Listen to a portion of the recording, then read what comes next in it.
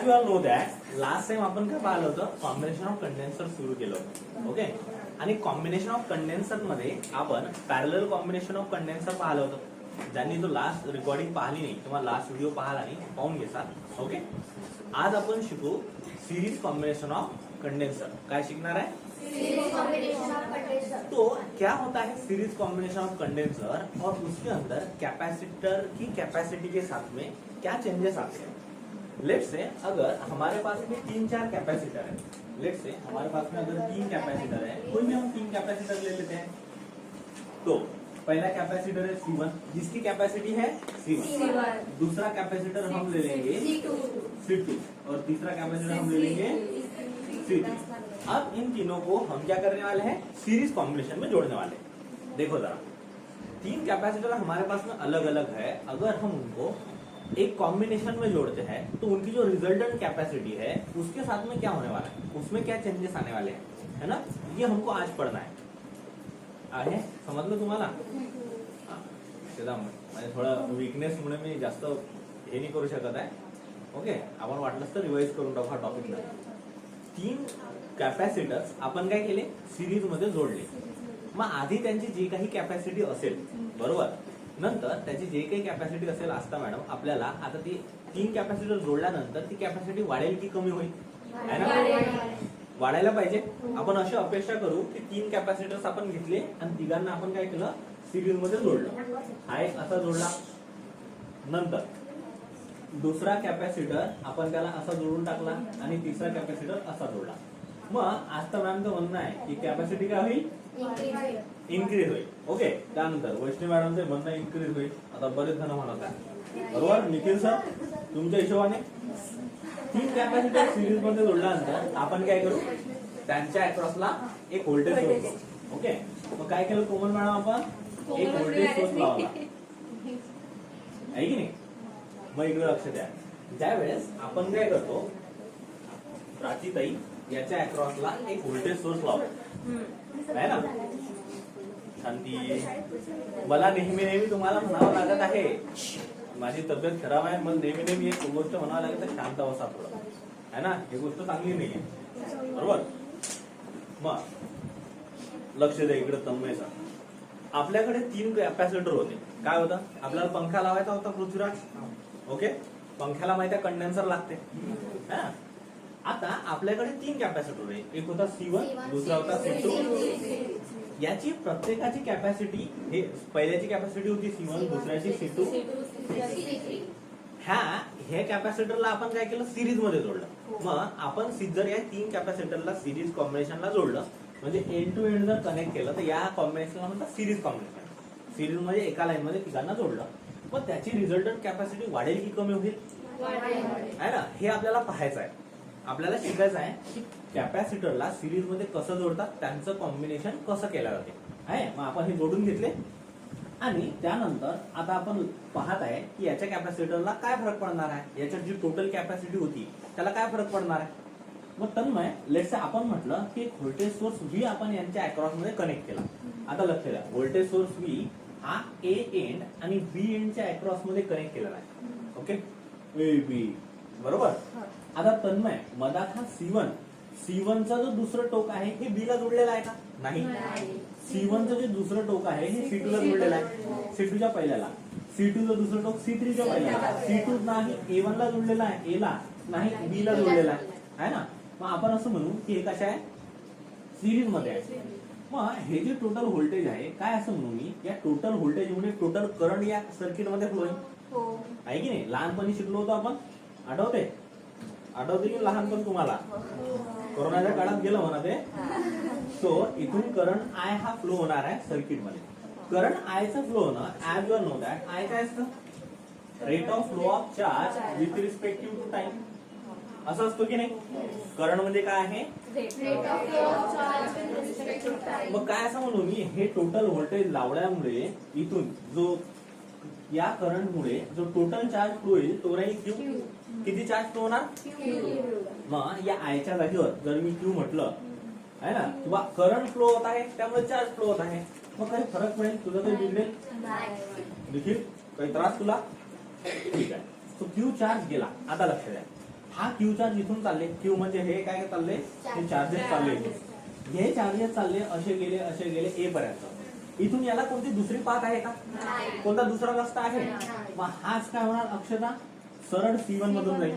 जो C1 मधून गेला पुढच्या दरवाजातून गेला आणि मागच्या दरवाजातून बाहेर निघाला, तो C2 मध्ये एंटर करेल, तो C3 मध्ये एंटर करेल आणि काय होईल, टोटल सर्किट कम्प्लीट होते.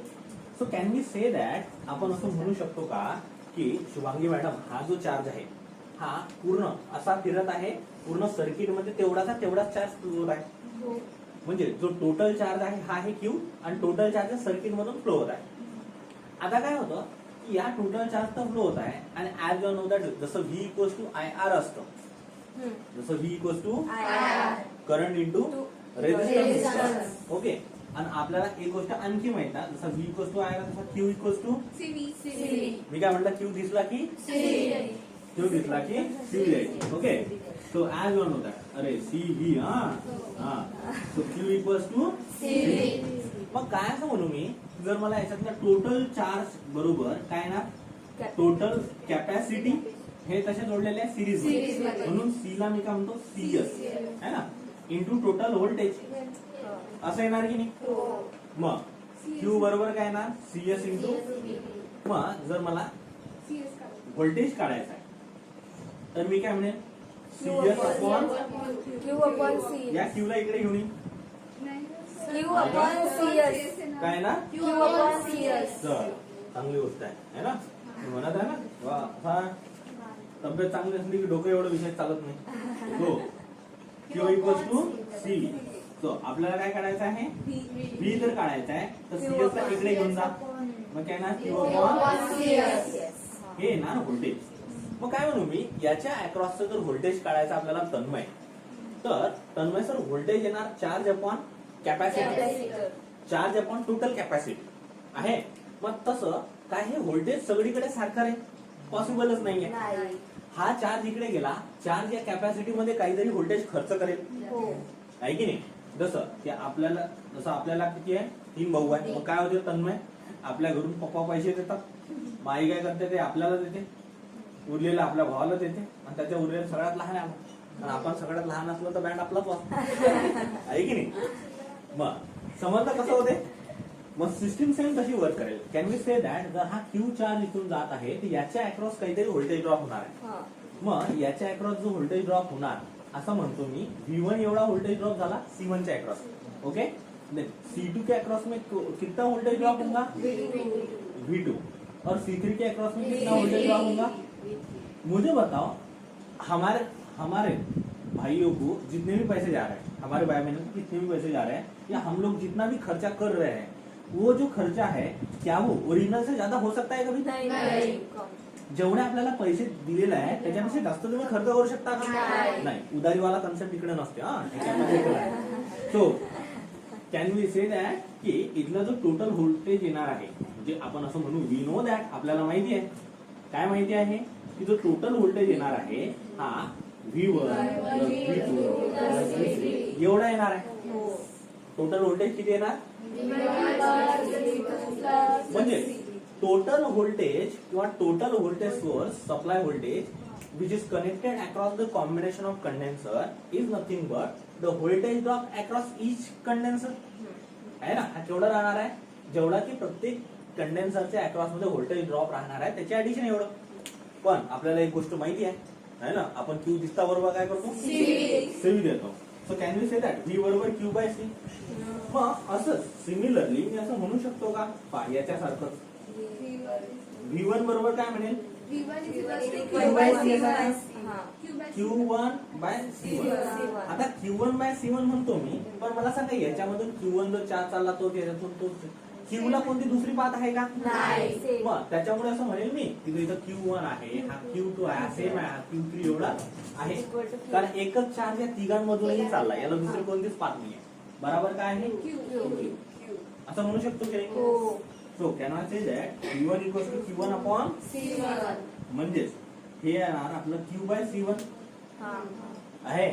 अशाच प्रकारे जर आपण V2 काढलं तर काय येणार, Q बाय C2 आहे. आणि V3 जर काढलं तर क्यू बाय C3 समजलं मग आता जर आपल्याला एवढं माहिती आहे तर V बरोबर V1 plus V2 plus V3 टाका माहिती आहे व्हॅल्यू V बरोबर काय येणार काय ना Q बाय V1 च्या जागेवर प्लस काय येणार आहे काय येणार आहे Amruta madam Q by plus आणि त्याच्यामध्ये काय येणार आहे मग आता इकडे लक्ष द्या ओके मी रिवाइज करेल पुन्हा शांत ओके मग आता याच्यामुळे सगळ्यात कॉमन आता हा Q बाय CS इकडे झालंच ओके सगळ्या तिघांमध्ये काय सारखं दिसते चांदणी बाहेर ओके आपण काय म्हणू क्यूला चांदणी बाहेर क्यू बाहेर ब्रॅकेट मध्ये काय आलं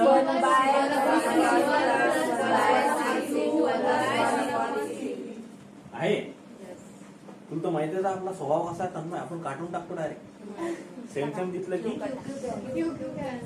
जमात असतं डायरेक्ट चला So can I say that 1 by C equals to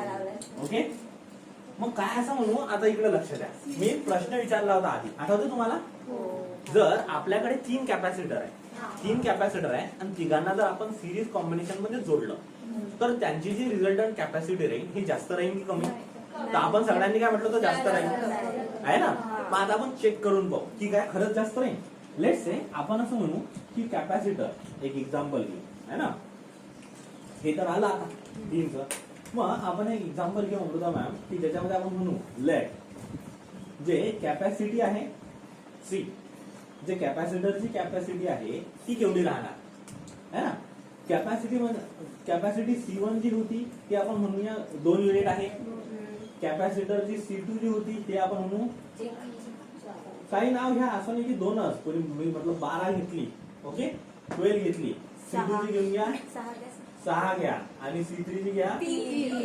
3 okay चलो देख लेंगे क्या ये 3 मग आता रिझल्टंट कॅपॅसिटी कशी येणार पहा वी हॅव जैसे हमने कंडेंसर लिए 3 कंडेंसर की कैपेसिटी 3 कैपेसिटर्स की कैपेसिटी हमने ली C1 C2 C3 पहला C1 था 12 का C2 था 6 का और C3 थी 3 की तो अगर हमें रिजल्टेंट कैपेसिटी देखिए हमें कितनी आएंगी अगर ये 3 कैपेसिटर 12 का 6 का और 3 का हमने जोड़ दिए तो क्या आएगा वी हैव हमारे पास फॉर्मूला है 1 by C1 plus 1 by C2 plus 1 by C1 C1 कितना 12 प्लस 1 by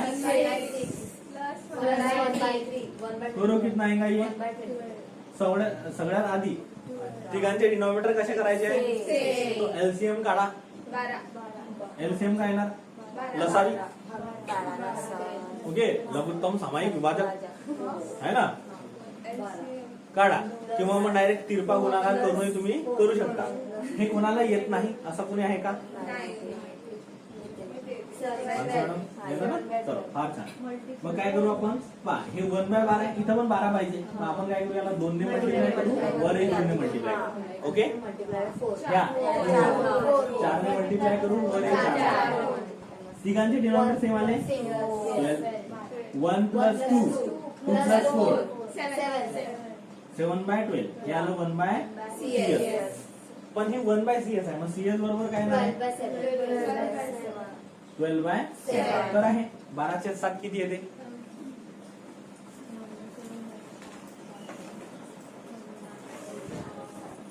आता एक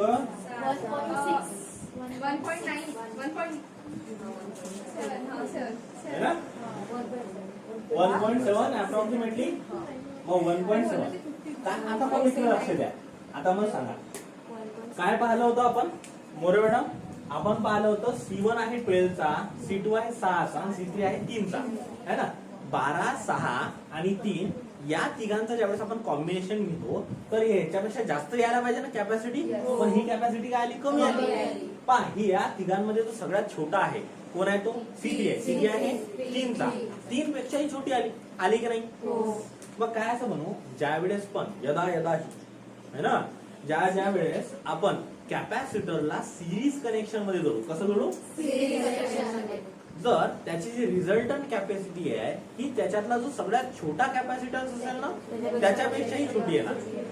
जो सगळ्यात लहान कॅपॅसिटन्स असेल त्याच्यापेक्षाही कमी येणार आहे त्याची रिझल्टंट कॅपॅसिटी. समजलं? कमालीची गोष्ट होती की नाही? आपण कॅपॅसिटरचं कॉम्बिनेशन केलं पण त्याची रिझल्टंट कॅपॅसिटी न वाढता घटली उलट. हे कुठं झालं? सिरीज कॉम्बिनेशन आहे ना. आणि याच्या उलट पॅरलल कॉम्बिनेशन मध्ये काय झालं होतं? वाढली होती कॅपॅसिटी आहे ना. समजलं? मग जेव्हा सुद्धा आता बऱ्याच वेळेस काय होते हे कुठं कामात येते. कसं आहे की आपल्याला बऱ्याच ठिकाणी असे अप्लिकेशन असतात की आपल्याला कॅपॅसिटी कमी पाहिजे असते. काही गोष्टींची कॅपॅसिटी कमी पाहिजे असते. पण आपण त्याच्याकरता एक पर्टिक्युलर कॅपॅसिटर म्हणजे नेहमी जर तुम्ही वेगवेगळे कॅपॅसिटर डिझाईन करायचे किंवा विकत आणायचे म्हटलं तर ते परवडत नाही आपल्याला. आहे की नाही? मग त्यामुळे काय आहे की आपण काय करतो जे कॅपॅसिटर जे असलं अवेलेबल ते घेतो त्याच्यासोबत ऍडजस्टमेंट जुगाड करून त्याची कॅपॅसिटी कमी करून टाकतो. कमी करायचं असेल तर सिरीज कॉम्बिनेशन वापरतो. वाढवायचं असेल तर पॅरलल कॉम्बिनेशन वापरतो. समजलं? सोपं आहे की नाही गोष्ट एकदम? हे कशा करता करतात तर आपला त्रास वाचवण्याकरता. जर आपल्याला हे ज्ञान आलं तर मग आपण असं रडत नाही बसू ना. विचार करा तुमच्या पुढे खूप सारे खिडे, लाकडं, छन्नी, हातोडा हे सामान पडलेलं आहे आणि तुम्ही विहिरीत पडलेलं आहे. बरोबर? मग आता जर तुम्हाला कारागिरीने जर शिडी बनवता आली तर तुम्ही त्या विहिरीतून बाहेर निघू शकता. नाही आली तर तिथं रडत बसा नाही तर तो एक चांगला उपाय. समजलं? समजलं काय? म्हणून नॉलेज इज वेल्थ. नॉलेज खूप इम्पॉर्टंट आहे.